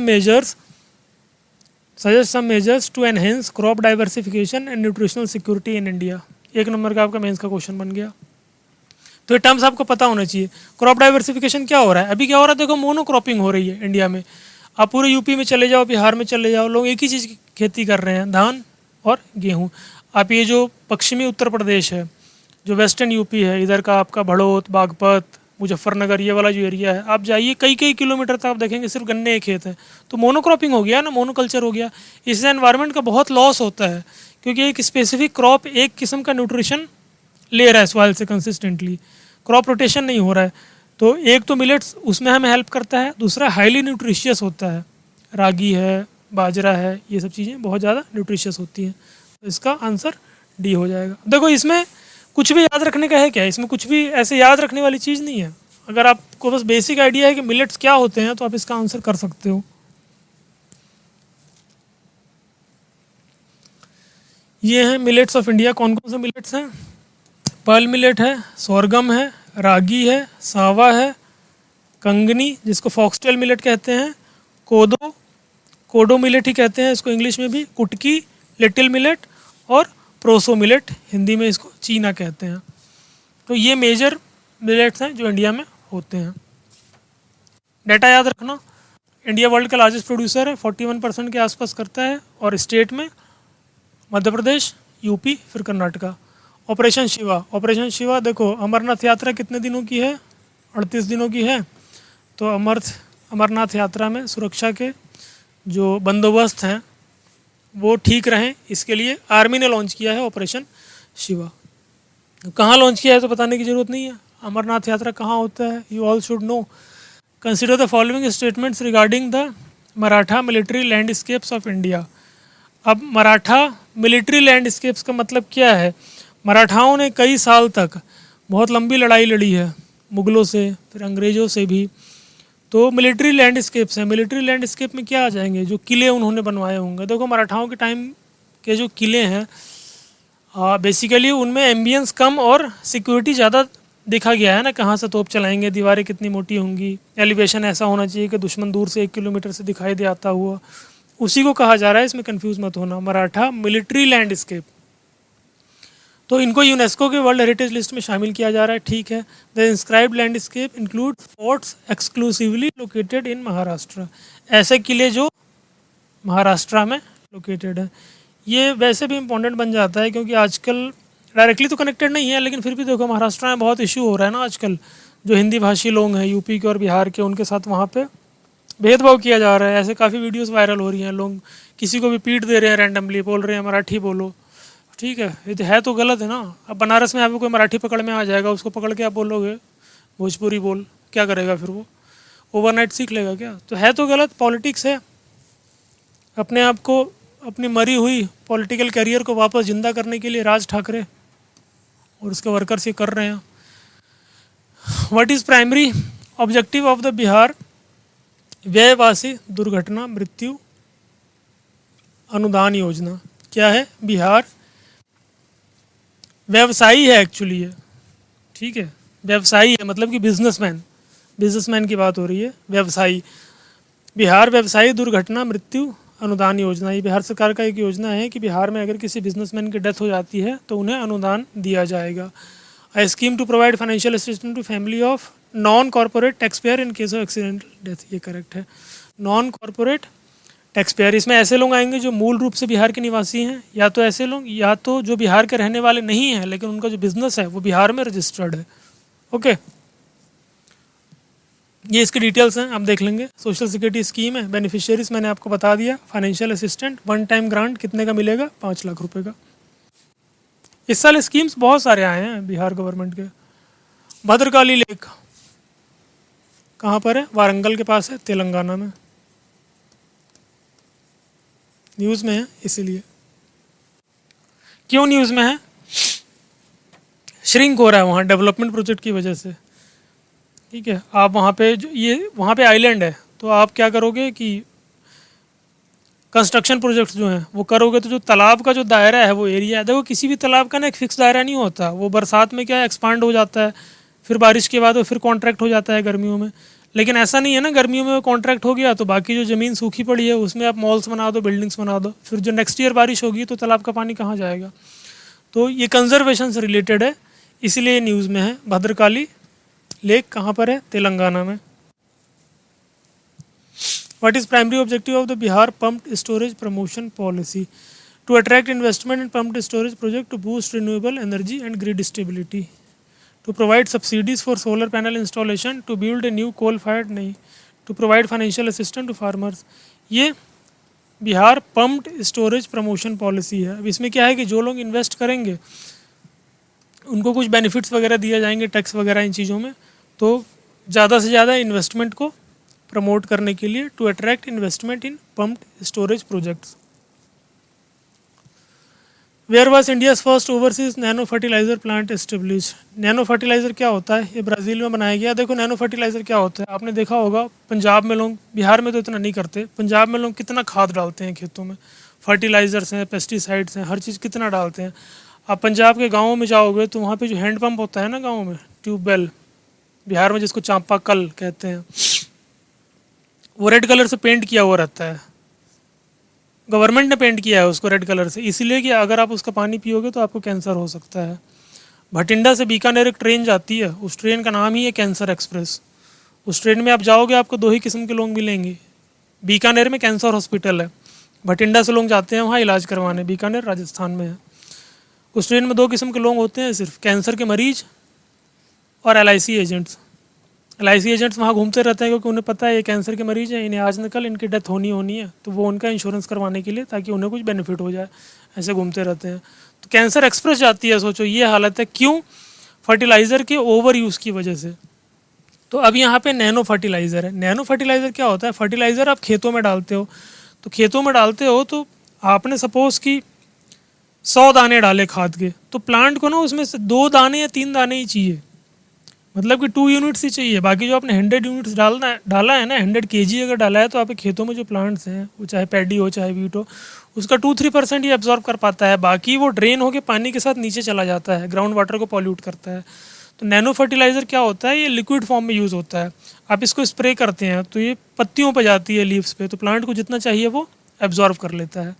इससे क्या होता है, फर्टिलाइज़र मिनिमल यूज़ होता है। तो मिनिमल फर्टिलाइज़र यूज़ होगा तो खर्चा भी कम है और पॉल्यूशन भी कम है। तो इंडिया ने पहला प्लांट बनाया है इंडिया के बाहर, कहाँ पर? ब्राज़ील में। The global science policy panel और chemicals waste and pollution was established under which international body. ये UNEP के अंडर बना है। The global science policy panel on chemical waste and pollution was establish. अब ये क्या चाहते हैं कि जो भी कंट्रीज़ हैं या जो भी ऑर्गेनाइजेशंस हैं जो पॉलिसी नीतियाँ बनाने के लिए जिम्मेदार हैं, और जो साइंटिफिक रिसर्च इंस्टीट्यूशन है, दोनों का कोलैबोरेशन हो। सपोज करो ना, आप ऐसी सिचुएशन समझो कि वैज्ञानिकों ने बहुत अच्छा कुछ रिसर्च करके रखा है कि इस पॉलिसी को ऐसे बनाएंगे, तो लेकिन उनकी बात जो पॉलिसी मेकर्स हैं, जो मंत्री वगैरह हैं, जो नौकरशाही के लोग हैं, उनके पास नहीं पहुंच पा रही है। तो इसलिए दोनों के बीच में साठगांठ हो, कोलैबोरेशन हो, अपने आइडियाज़ और जो भी है रिसोर्सेज उसको पूल कर सकें, शेयर कर सकें, उसके लिए यह यूनाइटेड नेशन एनवायरमेंटल प्रोग्राम ने बनाया है। The new diurnal gecko species, ये एक छिपकली की प्रजाति है जो पाई गई है असम में। ज़्यादा इंपॉर्टेंट नहीं है, लेकिन फिर भी याद रखना। ये वर्ड नहीं याद रहेगा, ये वर्ड नहीं याद रहेगा, ठीक है, ओबियस ही है, लेकिन ये वर्ड तो याद रखोगे ना।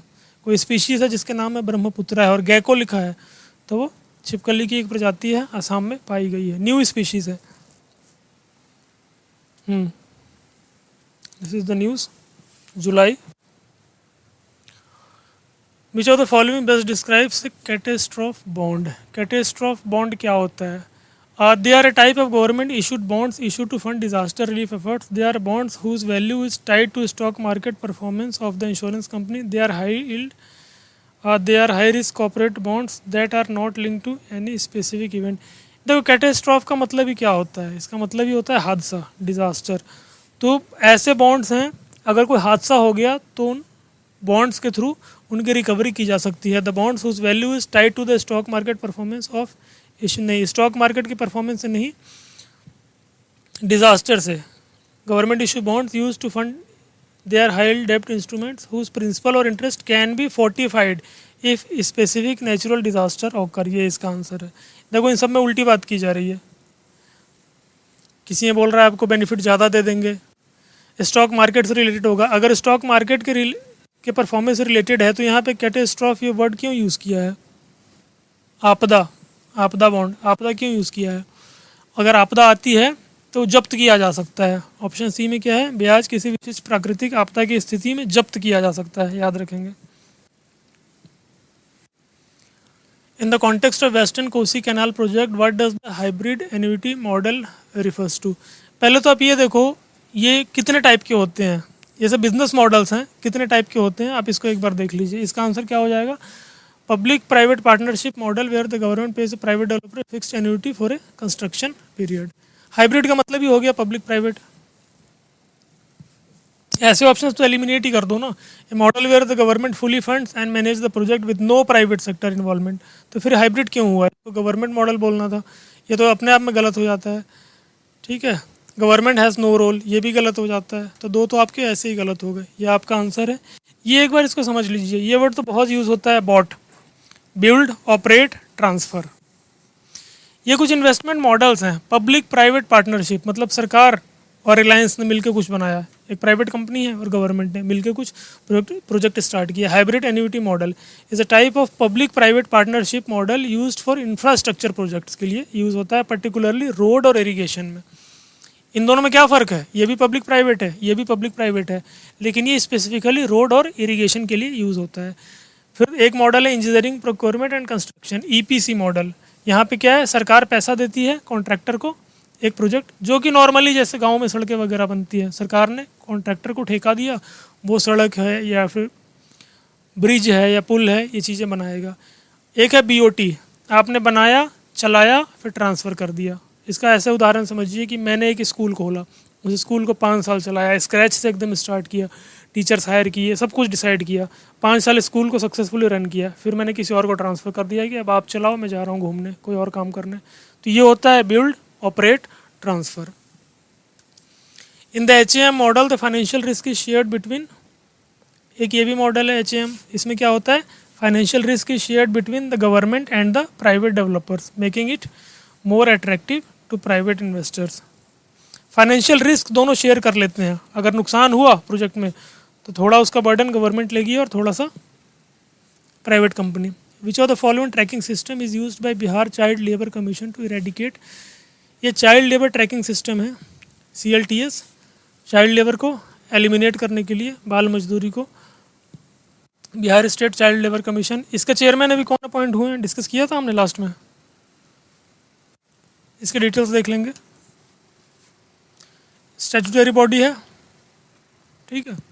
स्टैट्यूटरी बॉडी का मतलब क्या है कि अपनी शक्तियाँ संविधान से इसको मिलती हैं।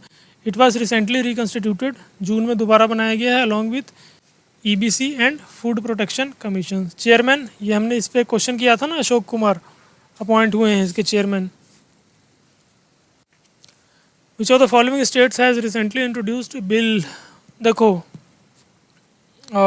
जब ये किसान आंदोलन हो रहा था तो आपने न्यूज़ में सुना होगा, पंजाब में ना बेअदबी, ऐसे न्यूज़ में आता था ना कि बेअदबी की एक किसी का मर्डर भी कर दिया था उन्होंने गुरुद्वारे में, उसकी डेथ हो गई थी। बेअदबी का मतलब क्या होता है कि आप किसी रिलीजियस प्लेस पे चले गए, मूर्तियाँ जो है, विग्रह है, उसको भी खंडित कर दिया, या कुछ ऐसा अपमानजनक काम कर दिया जो उनके धर्म के लिए सही नहीं है, रिलीजियस सेंटिमेंट्स हर्ट कर दिया आपने लोगों के। तो पंजाब ने अभी रिसेंटली, आम आदमी पार्टी की सरकार है वहाँ पे, एक बिल लेके आए हैं, उसमें यह है कि अगर ऐसी कोई बेअदबी की घटना होगी, कोई किसी गुरुद्वारे में जाके कोई ऐसा काम करेगा जिससे कि सिख धर्म के उनकी भावनाओं को ठेस पहुँचती है, तो उम्र कैद की सज़ा भी हो सकती है और 10 लाख रुपए फाइन भी हो सकता है। ये कल परसों का ही न्यूज़ है, पंजाब। विच of the following is correct for chief minister कन्या विवाह मंडप स्कीम, ये बहुत इंपॉर्टेंट है बिहार के लिहाज से। अब इसमें कंफ्यूज मत होना है, कन्या विवाह की बात नहीं हो रही है इस स्कीम में, विवाह मंडप की बात हो रही है। इसमें सरकार विवाह नहीं करवा रही है किसी का। एक तो स्कीम होता है ना जो गरीब उनका विवाह वगैरह करवाते हैं गवर्नमेंट, ऐसा यहाँ पे कुछ नहीं हो रहा है। मंडप मतलब कि सामुदायिक भवन जो गांव में होते हैं, या मैरिज हॉल, वेडिंग हॉल बनवा रही है सारे पंचायत में। कितने पंचायत हैं बिहार में? 8,000 समथिंग है। तो जितने भी पंचायत हैं बिहार में, सभी पंचायत में गवर्नमेंट ये बनवा रही है। और सबसे इम्पॉर्टेंट बात यह है कि इसको रन कौन करेगा, इसको चलाएगा कौन? जो आजीविका, ये जीविका दीदी जो होती है ना, जो जीविका दीदी होती हैं वो चलाएंगी इनको। जीविका दीदी कौन होती हैं? जीविका दीदी होती हैं सेल्फ हेल्प ग्रुप की महिला सदस्य, स्वयं सहायता समूह की महिला सदस्य। किसके अंडर आता है ये? नेशनल रूरल लाइवलीहुड मिशन, इसके तहत आता है ये, ठीक है। तो अभी सरकार का प्लान क्या है, बिहार सरकार का कुछ 75,000 करोड़ ऐसे का कुछ का बजट उन्होंने निकाला है। सभी पंचायत में एक एक वेडिंग हॉल बनेगा। तो उसमें क्या है कि गांव में किसी की शादी है, अब गांव में भी तो ज़मीन घट रही है ना, अब कहीं बारात आई है तो उसको व्यवस्था करने के लिए लोगों के पास ज़मीन ही नहीं है, तो एक एक कम्युनिटी हॉल टाइप का रहेगा गांव में, तो इससे चीज़ें थोड़ी सी व्यवस्थित रहेंगी और जीविका दीदी उनको रन करेंगी। 75,000 करोड़ का बजट निकाला है, तो इससे कंफ्यूज नहीं होना है। मंडप शब्द है ना यहाँ पे शादी करवाने की बात नहीं हो रही है, शादी के लिए इंफ्रास्ट्रक्चर क्रिएट कर रहे हैं। Scheme aims to provide financial assistant, नहीं, ये भी नहीं होगा। मैरिज हॉल्स, ये है ना, ये देखो सभी 8,053 ग्राम पंचायतों में विवाह मंडपों का निर्माण किया जाएगा। अम्बुबाची मेला कहाँ पर लगता है? रीजनल फेस्टिवल अदर स्टेट्स के बिहार के लिए इम्पोर्टेंट है। ये गुवाहाटी के पास कामाख्या देवी मंदिर है, कामाख्या देवी मंदिर है, वहाँ पे लगता है अम्बुबाची मेला, असम में। What is primary objective of Gaganyaan mission? Gaganyaan mission का मेन पर्पस क्या है? गगनयान मिशन की तो बहुत सारी डिटेल्स हैं। इस क्वेश्चन में आपसे क्या पूछा जा रहा है? To send a crewed mission to low earth orbit. 4 astronauts को सिलेक्ट किया है और इनको भेजा जाएगा कहाँ पर? लियो, यानी कि लो अर्थ ऑर्बिट में। Which of the following government body has recently release white paper outlining India quantum safe cyber security road map? ये किसने किया है? Ministry of electronics and information technology ने। Quantum safe cyber security road map, कि अब quantum computers के ज़माने में साइबर सिक्योरिटी को कैसे इंश्योर किया जाए। Which of the following best describes exercise Talisman Sabre? Talisman Sabre हुआ है ऑस्ट्रेलिया में, और अपार्ट फ्रॉम ऑस्ट्रेलिया 18 से ज़्यादा 18 या 19 देशों ने इसमें पार्टिसिपेट किया है, और इंडिया ने भी पार्टिसिपेट किया है। ये इंपॉर्टेंट है, याद रखेंगे, ठीक है। अब तक का ऑस्ट्रेलिया में होने वाला सबसे लार्जेस्ट युद्ध अभ्यास है ये। 137 138 विच of the following statement is correct for the Interstellar comet 3I Atlas? ये इंटरेस्टिंग है, इसको आप समझिए। आंसर बता दूं पहले? It's trajectory suggest it's originated, correct पूछ रहा है ना, with in the wood cloud first Interstellar, ये गलत है। इसके पहले इंटरस्टेलर का मतलब क्या होता है? कोई ऐसी चीज़ जो हमारे सोलर सिस्टम है ना, हमारा सोलर सिस्टम क्या है? ये जो 8 प्लैनेट्स हैं, अपने अपने प्लैनेट्स के कुछ मून्स है, जैसे हमारा मून है, जुपिटर वगैरह का अलग मून है, और सन है, यही हमारा सोलर सिस्टम है। तो हमारे सोलर सिस्टम के बाहर से कोई चीज़ आ रही है, वो है इंटरस्टेलर चीज़। It is hyperbolic orbit confirm that it will pass through our solar system once and exit permanently. बस एक इमेज देख लो, आपको याद रहेगा। इंटरस्टेलर मैंने आपको बता दिया क्या होता है। कॉमेट का नाम क्या है? 31ATLAS, Atlas. अब कॉमेट और एस्टेरॉइड्स का फ़र्क आपको पता है ना? कॉमेट्स और एस्टेरॉइड्स में क्या फ़र्क होता है? नहीं पता है तो आप 6th 7th 8th की 6th की भी आपकी जो फंडामेंटल NCERT है ना, क्लास 6 की ज्योग्राफी, उसको पढ़िए, अवर यूनिवर्स, उसमें आपको मिलेगा कॉमेट की डेफिनेशन। इसको देखो, आपको समझ में आ जाएगा। पहला तो ये जानिए कि जो एटलस है ना, ये 3rd इंटरस्टेलर ऑब्जेक्ट है। इसके पहले भी 2 ऐसे आ चुके हैं। ये हमारा सोलर सिस्टम है, ठीक है ना, ये हमारा सोलर सिस्टम है, ये हमारा सोलर सिस्टम है ना, ये देखो, ये है कॉमेट जिसकी हम बात कर रहे थे, ये वो कॉमेट है एटलस, ओके। अब इसका हाइपरबोलिक पाथ है, ये इस तरीके से आ रहा है और एक ही बार बस यहाँ से क्रॉस कर जाएगा। अब ये क्यों इंपॉर्टेंट है? आप सोचो, अगर ये टकरा गया, मार्स से टकराया तब तो कोई खास फर्क नहीं पड़ता, अगर अर्थ से टकरा गया फिर कोलिजन हो गया तो। इसलिए ऐसी चीज़ों का जो स्पेस वैज्ञानिक जो होते हैं ना, वो ऐसी चीज़ों को बहुत उनके लिए इम्पोर्टेंट होता है और बहुत बारीकी से इसका ध्यान रखते हैं। तो ये यहाँ से पास करेगा। इसके पहले 2 और आ चुके हैं। क्या आ चुके हैं? इंटरस्टेलर ऑब्जेक्ट्स, इंटरस्टेलर ऑब्जेक्ट्स, ठीक है। एक तो ये है ओमुआ 2017 में आया है, और एक है 2L बोरिसॉव 2019 में। Which of the following schemes include Panaura Dham as part of Ramayan tourism? Panaura Dham कहाँ पर है? सीतामढ़ी में है क्या? ये माता सीता का जन्म स्थली है, बर्थ प्लेस ऑफ माता सीता। और ये हृदय जो स्कीम है, जो टूरिस्ट सर्किट है, जितने टूरिस्ट प्लेसेस हैं उनको कनेक्ट करना है। होलिस्टिक डेवलपमेंट है ये, जो हेरिटेज के प्लेसेस हैं ना उनका होलिस्टिक डेवलपमेंट एक सेंट्रल गवर्नमेंट का स्कीम है हृदय, तो उसके थ्रू पनौरा धाम को डेवलप किया जा रहा है as part of Ramayan tourism circuit. Question number 140 देखते हैं। 140 क्या कह रहा है? Regarding the recent announcement of ex gratia payment for panchayat representatives in Bihar, which of the following statements is correct. और इसमें क्या व्यवस्था है? The payment is 5 lakh and panchayat में कोई है या फिर कचहरी में है, ग्राम कचहरी में उनकी डेथ हो जाती है तो उनके जो परिवार में जो भी हैं उन पे आश्रित जो लोग हैं उनको 5 लाख रुपए का एक एक्स ग्रेशिया अमाउंट मिलेगा। इसके बारे में बात कर रहा है। क्वेश्चन नंबर 141 देखते हैं। 141 में क्या पूछा जा रहा है? घड़ियाल के बारे में पूछा जा रहा है। देखो घड़ियाल अलग होता है और मगर जो है ना, मगर वो अलग होता है, क्रोकोडाइल अलग होता है। इसमें कंफ्यूज मत होना। 3 स्पीशीज़ होती हैं, क्रोकोडाइल, घड़ियाल और मगर। क्रिटिकली एंडेंजर्ड है। पाया कहाँ जाता है? चंबल, राप्ती में भी पाया जाता है, राप्ती रिवर में भी, गोदावरी में भी पाया जाता है। चंबल किसकी ट्रिब्यूटरी है? यमुना की। अगर आपसे इस तरीके का सवाल पूछा जाए, एक बार यूपीएससी ने पूछा था, पूछते रहता है स्पीशीज़ को लेके, बीपीएससी ने भी पूछा है 1-2 बार। अगर आपसे ऐसा पूछा जाए कि in which of the following states one can see घड़ियाल, किस राज्यों में देखा जा सकता है घड़ियाल को, अगर ऐसा सवाल आता है तो ध्यान रखेंगे। एक तो चंबल वाले स्टेट्स पकड़ लो, राजस्थान,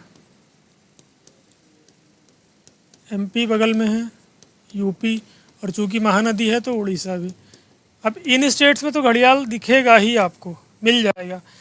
एग्जामिनर कभी भी ऐसे सवाल नहीं पूछता है, और ऐसे सवाल कैसे सवाल मैं बता रहा हूँ, ऐसे सवाल जो अगर स्टेटमेंट में हो तो आप आउटराइटली उसको डिस्कनेक्ट कर दो। ऐसा स्टेटमेंट आपको दिखे, there are no tigers in Bihar. Snow leopards कहाँ मिलते हैं?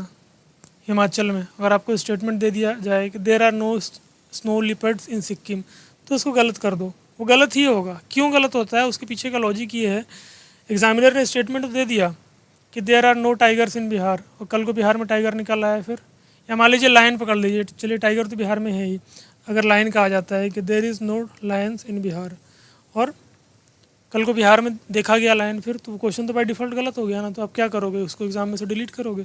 तो ऐसे जो एब्सोल्यूट स्टेटमेंट होते हैं ना, असर्टिव निगेटिव सेंस में, वो कभी क्वेश्चन का पार्ट नहीं होते। क्वेश्चन में दिखेगा आपको स्टेटमेंट, लेकिन आपको आइडेंटिफाई करना है कि वो गलत है, और गलत ही होते हैं 99% केसेस में ऐसे स्टेटमेंट। तो क्वेश्चन अगर बनता है तो इस लैंग्वेज में बनता है कि इनमें से किन स्टेट्स में आप घड़ियाल देख सकते हो या देखा जा सकता है। तो ये स्टेट्स हैं, याद रखना। क्रिटिकली एंडेंजर्ड है IUCN के लिस्ट में। INS तमाल। INS तमाल क्या है? एक फ्रिगेट है, किस क्लास का? तलवार क्लास का। तलवार क्लास का फ्रिगेट है। तलवार क्लास का कौन सा फ्रिगेट है? 8वां। अभी तलवार क्लास क्या होता है, और 8वां क्या है, और फ्रिगेट क्या है? और एक क्वेश्चन मैंने आपको लास्ट सेशन में बताया था एयरक्राफ्ट कैरियर के बारे में, कि इंडिया के पास अभी 2 एयरक्राफ्ट कैरियर है। कौन कौन से हैं? INS विक्रांत और INS विक्रमादित्य। एक फ्लीट को देखिए, ये किसी भी देश का फ्लीट हो, बस समझने से मतलब है। ये नेवी का एक फ्लीट है, पूरा बैटल रेडी फ्लीट है, ये युद्ध में कहीं जा रहा है। ये जो आपको दिख रहा है ये क्या है? एयरक्राफ्ट कैरियर है। ये भी एयरक्राफ्ट कैरियर है। इनका काम क्या है? लड़ाकू विमानों को कैरी करना कि वो टेक ऑफ कर सके, लैंड कर सके। ये आपका हो गया एयरक्राफ्ट कैरियर। अब इसके जो सराउंडिंग शिप्स होते हैं ना, वो कई प्रकार के होते हैं। क्या क्या होता है उसमें?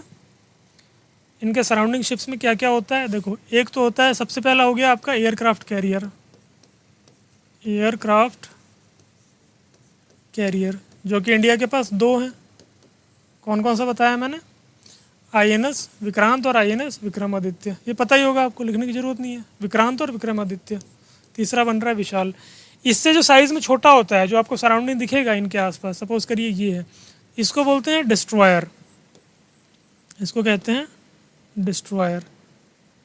उसके बाद आता है फ्रिगेट, जिसका कि सवाल है, आपसे सवाल पूछा गया है ना, फ्रिगेट। और इससे भी सबसे छोटा जो आता है वो होता है कॉर्वेट। इसके सिवा भी नौसेना के पास बहुत सारे ऐसे वेसल्स होते हैं, जैसे कि रिफ्यूलर्स होते हैं, जिनका काम होता है सिर्फ ईंधन कैरी करके लेके जाना।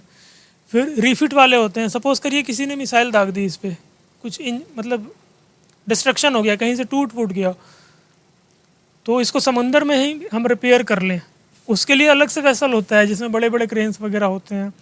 मिसाइल ट्रैकिंग अलग से होते हैं जिनमें सिर्फ रडार्स लगे होते हैं, उनका काम ही होता है सिर्फ मिसाइल को ट्रैक करना। माइंस लेइंग वेसल अलग से होते हैं, उनका काम होता है सिर्फ माइंस बिछाना पानी में, क्योंकि दुश्मन का जहाज आ रहा है तो वो ब्लास्ट हो जाए। तो उतना ज़्यादा डिटेल्स में जाने की ज़रूरत नहीं है, ये 4 तो याद रखने हैं, एयरक्राफ्ट कैरियर, डिस्ट्रॉयर, फ्रिगेट और कॉर्वेटी। फ़र्क क्या होता है? एयरक्राफ्ट कैरियर आपको पता है क्या होता है? ये एयरक्राफ्ट कैरियर है, इससे साइज़ में छोटा होता है डिस्ट्रॉयर। जैसे हमारा जो INS कोलकाता है, INS कोलकाता है, वो सबसे डेडलीस्ट डिस्ट्रॉयर है, और चाइना के पास कभी भी जाता है, चाइना हमेशा डरा हुआ ही रहता है इससे, INS कोलकाता से, क्योंकि इसमें 16 या 32 पता नहीं कितने ब्रह्मोस लेके हमेशा वो चलता है। तो INS कोलकाता जो है हमारा, INS विशाखापट्टनम भी इसी क्लास का है। अब क्लास क्या होता है, वापस क्वेश्चन पे आते हैं। मैंने आपको यहाँ पे बताया कि तलवार क्लास का है। देखो, गवर्नमेंट ने डिसाइड किया कि हम फ्रिगेट बनाएंगे। फ्रिगेट क्या होता है मैंने बता दिया आपको, डिस्ट्रॉयर से भी छोटा फ्रिगेट, और इससे भी सबसे छोटा जो होता है कॉर्वेट। कॉर्वेट का क्या फ़ायदा होता है? ये स्मॉल होते हैं, चूँकि स्मॉल है तो स्पीड बहुत ज़्यादा होती है इनकी, बहुत फास्ट वो मूव कर सकते हैं। साइज़ छोटा होता जा रहा है जैसे जैसे आप नीचे आ रहे हैं। फ्रिगेट की बात हो रही है, सपोज़ गवर्नमेंट ने डिसाइड किया कि हमें 8 फ्रिगेट बनाने हैं, तो जो सबसे पहला फ्रिगेट होगा ना इन 8 में से, उसका हम कोई नाम रख देंगे, जैसे कि तलवार नाम रख दिया। तो आगे जितने 7 और फ्रिगेट आएंगे उन सबको बोला जाएगा तलवार क्लास फ्रिगेट। जैसे कि INS, मैंने आपको बताया कि डिस्ट्रॉयर था INS Kolkata, INS Kolkata destroyer था। तो इसके बाद 4 और बने, INS विशाखापट्टनम और 1-2 और हैं, तो उनको भी कोलकाता क्लास डिस्ट्रॉयर कहा जाता है, या विशाखापट्टनम। जो पहला नाम होता है ना, उसी से उनका नाम चलता है। तो पहला नाम था इन फ्रिगेट्स का तलवार, तो इनको तलवार क्लास कहते हैं, और अभी बना है 8वां, तो 8वें का नाम हमने क्या रखा? तमल। याद रखेंगे। अब याद हो गया आपको फ्रिगेट क्या होता है, कॉर्वेटी क्या होता है। कभी भी क्वेश्चन आए तो ऐसे ब्लाइंडली याद नहीं करना है कि फ्रिगेट है और तमल है, पता तो हो कि फ्रिगेट होता क्या है। हो गया ये। Which of the following statement accurately describes the India's carbon credit trading system? India का जो कार्बन क्रेडिट ट्रेडिंग सिस्टम है, जो 8 सेक्टर हैं अभी, उनको मैंडेट एमिशन इंटेंसिटी टारगेट्स। ये जो सेक्टर्स हैं, इसमें कोई प्लांट लगा है, मान लीजिए कोई टेक्सटाइल का प्लांट है, तो उनको टारगेट देता है कि आप इससे ज़्यादा कार्बन उत्सर्जन नहीं करोगे। तो उसमें कौन कौन से 8 सेक्टर हैं? सीमेंट है, आयरन एंड स्टील है, टेक्सटाइल है, पेपर एंड पल्प है। आप एक्सप्लेनेशन में देख लेना, ऐसे total paper and pulp industry है। उसके बाद द पावर सेक्टर है, significant contributor to green house gas emission is presently included. ये गलत है, सिर्फ ये सही हो जाता है।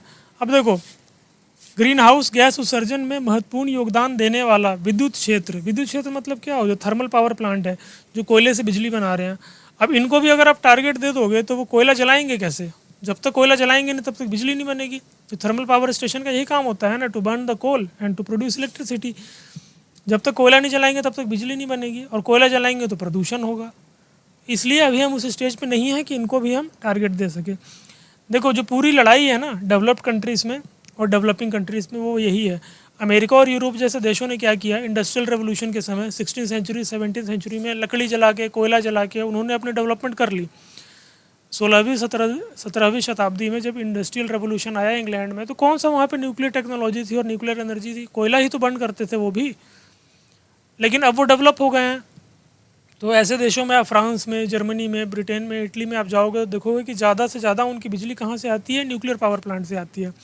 लेकिन चूंकि हम विकास की इस यात्रा में उनसे पीछे हैं, हम विकासशील देश हैं, सिर्फ हम ही नहीं, जो भी एशिया के और भी देश हैं और अफ्रीका के देश हैं, तो अभी तो वो कोल यूज़ करेंगे ना। लेकिन यूरोप के और अमेरिका के 2 देश जो हैं, यूनाइटेड नेशन क्लाइमेट चेंज और ऐसे जितनी बॉडीज़ हैं, वो कहती हैं कि आप जिम्मेदार हो। मेनली चाइना को और इंडिया को कहती हैं।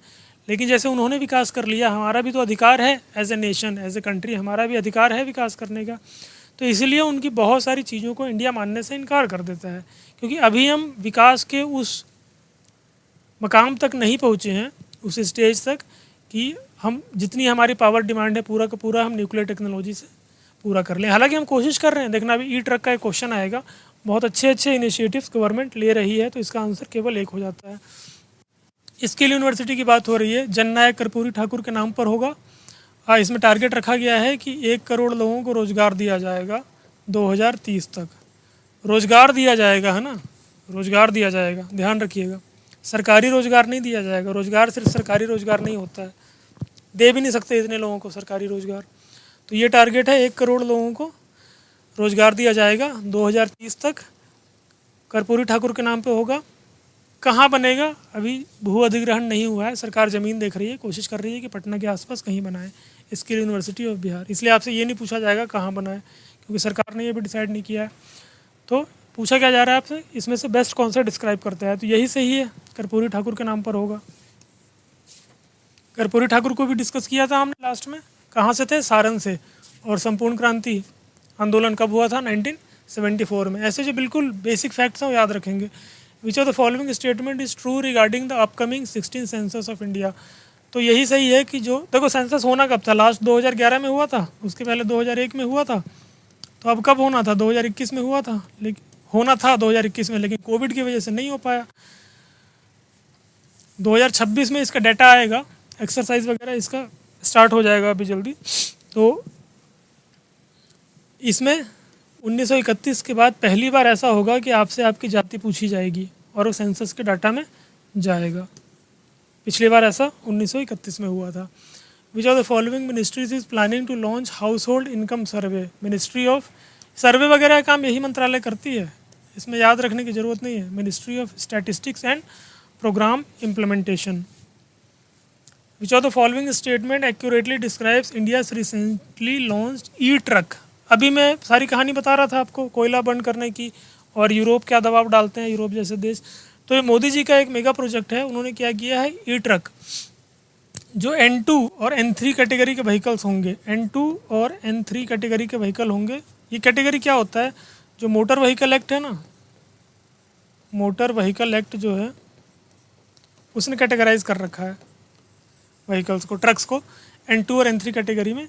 तो उनको दिया जाएगा, इसमें कितना अनुदान दिया जाएगा? एक बार में दिया जाएगा 9.5 लाख रुपीज़। N2 और N3 कैटेगरी के व्हीकल को 9.5 लाख रुपीज़ दिया जाएगा। अब सरकार क्या चाह रही है? सरकार ये चाह रही है ना कि 5,500 से 6,000 तक ट्रकों को इलेक्ट्रिक ट्रक में रिप्लेस किया जाए, जो डीजल वाले ट्रक हैं। हालांकि आप ये समझिए कि ट्रकों का बहुत बड़ा योगदान नहीं है। जो टोटल पॉल्यूशन होता है ना वहाँ पे, उसमें जो डीजल वाले ट्रक हैं उनका मात्र 3% ही है जो डीजल से योगदान होता है। लेकिन अगर सिर्फ ट्रांसपोर्ट में देखोगे तब उनका बहुत बड़ा योगदान है, क्योंकि हज़ारों लाखों में ट्रक चलते हैं। तो गवर्नमेंट धीरे धीरे क्या कर रहे हैं, हम इलेक्ट्रिक ट्रक्स की तरफ मूव कर रहे हैं पॉल्यूशन को कंट्रोल करने के लिए। It offer supply side incentives to the electric trucks, ये इसका आंसर हो जाएगा। सप्लाई साइड ऑफर दे रहे हैं, 9.5 लाख रुपए का अनुदान एक व्हीकल को मिलेगा। The term thirst waves, Hindi में क्या लिखा है? प्यास तरंगे। ये क्या है? देखो ऐसी वेव्स आती हैं, ऐसी हवाएं आती हैं जिनका कि टेम्परेचर बहुत ज़्यादा होता है, उस वक्त पे पॉइंट्स लिख लो। ड्राई विंड्स होती हैं ये, ड्राई विंड्स। लो ह्यूमिडिटी, मतलब कि लो मॉइस्चर कंटेंट होता है इसमें, तो ह्यूमिडिटी कम होगा। इंटेंस सोलर रेडिएशन होता है,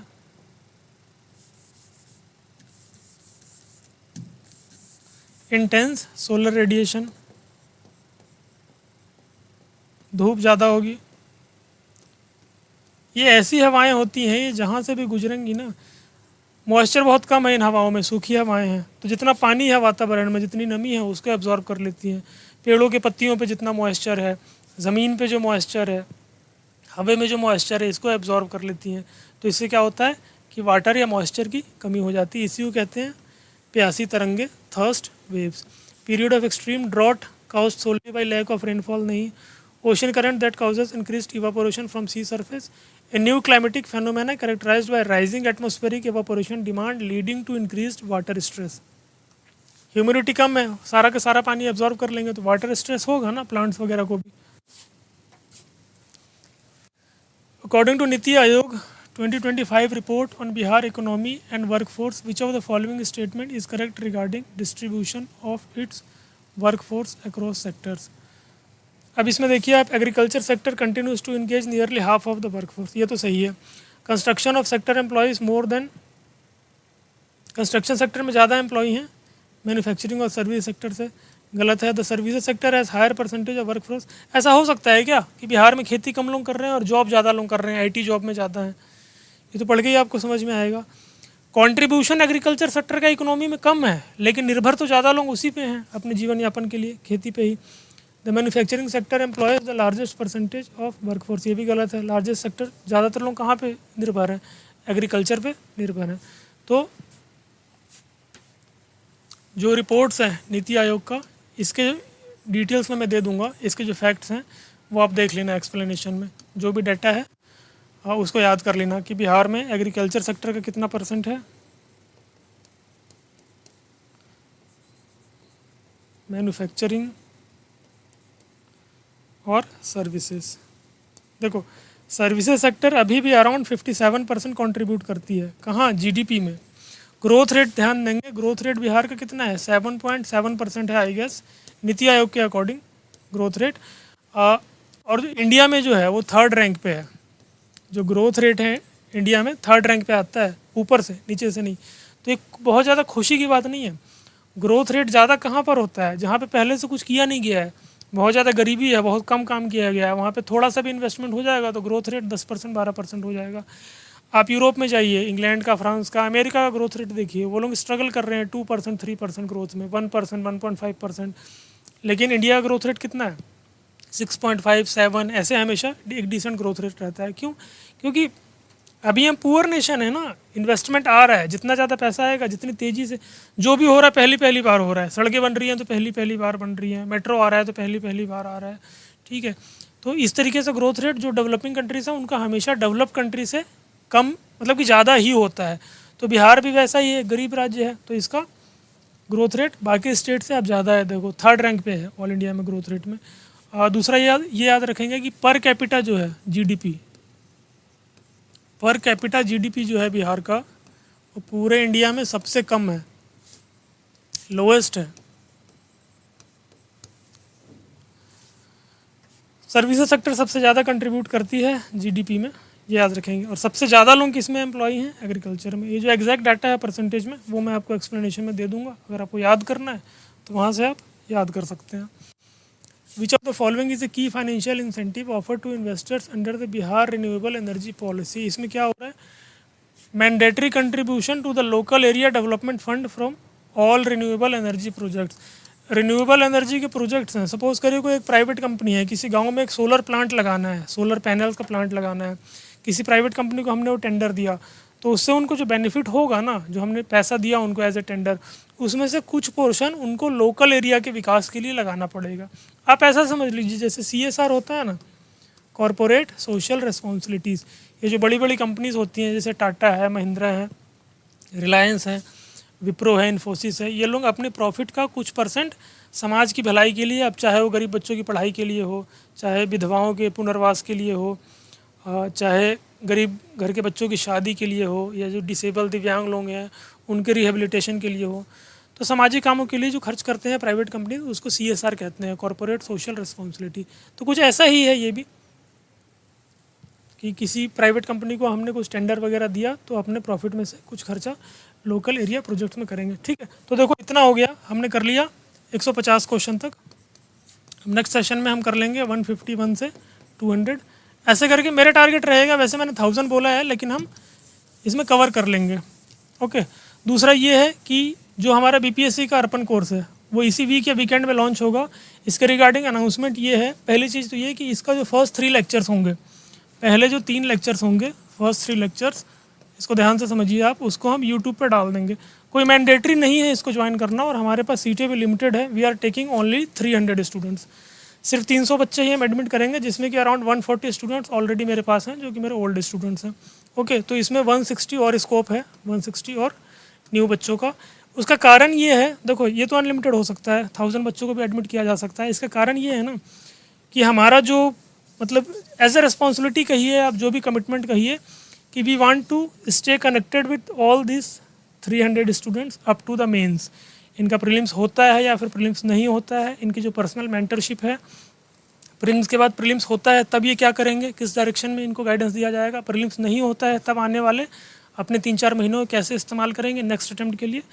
तो इनका एक एक्सक्लूसिव ग्रुप बनेगा, इन बच्चों का बना हुआ है इनफैक्ट। तो इस वजह से हम ज़्यादा बच्चे इसमें नहीं एडमिट कर रहे हैं, अराउंड 160 का और स्कोप है।